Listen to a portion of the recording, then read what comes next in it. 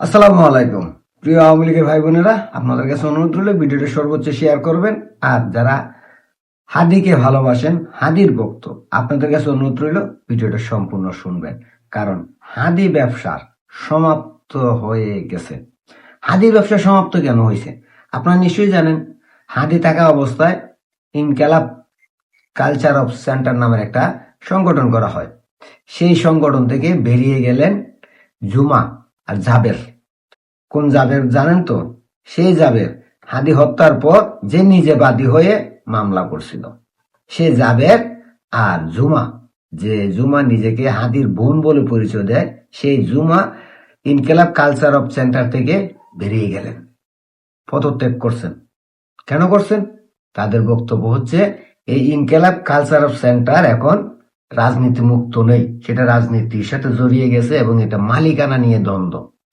তো ইনকেলাব culture of সেন্টারের মালিকানা জাবের আর এই জুমার হাতে ছিল, সেটা এখন জুমার হাত থেকে বেরিয়ে যাচ্ছে, জাবের হাত থেকে বেরিয়ে যাচ্ছে। তাই তারা ইনকেলাব কালচার অফ সেন্টার থেকে পদত্যাগ করছে।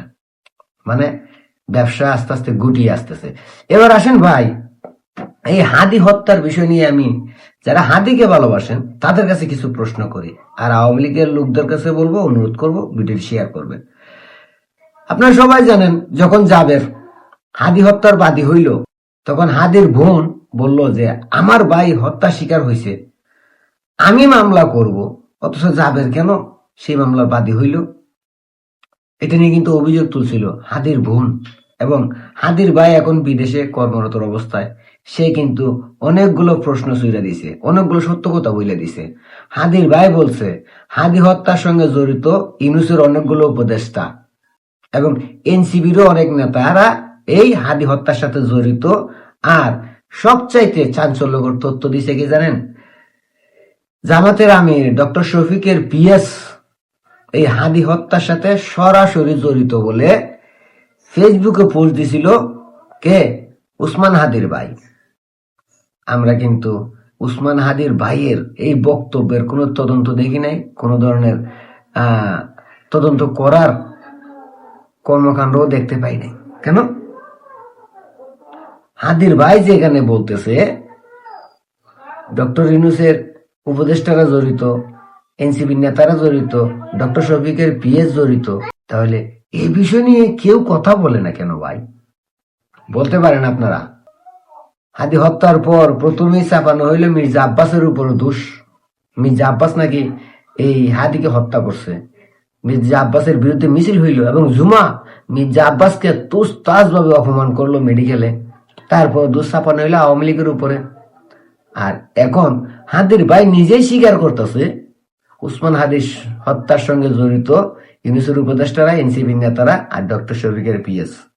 তাহলে এই বিষয় নিয়ে কোনো আলোচনা হচ্ছে না কেন?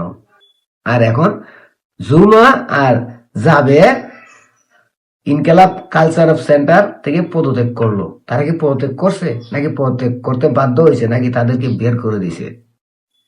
ইনকেলাব কালচার অফ সেন্টারের মালিকানা নিয়ে দ্বন্দ্ব। এবার আপনারাই বলেন, হাদি হত্যার পিছনের দায় কে?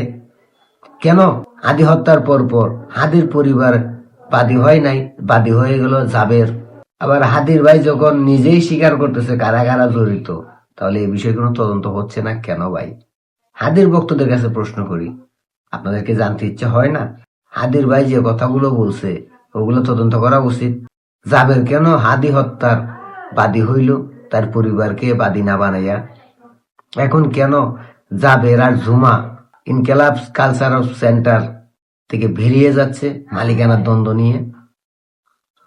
একটু জানাবেন আপনারা, যারা হাদিকে ভালোবাসেন। আর যারা আওয়ামী লীগকে ভালোবাসেন তারা অবশ্যই ভিডিওটি শেয়ার করবেন।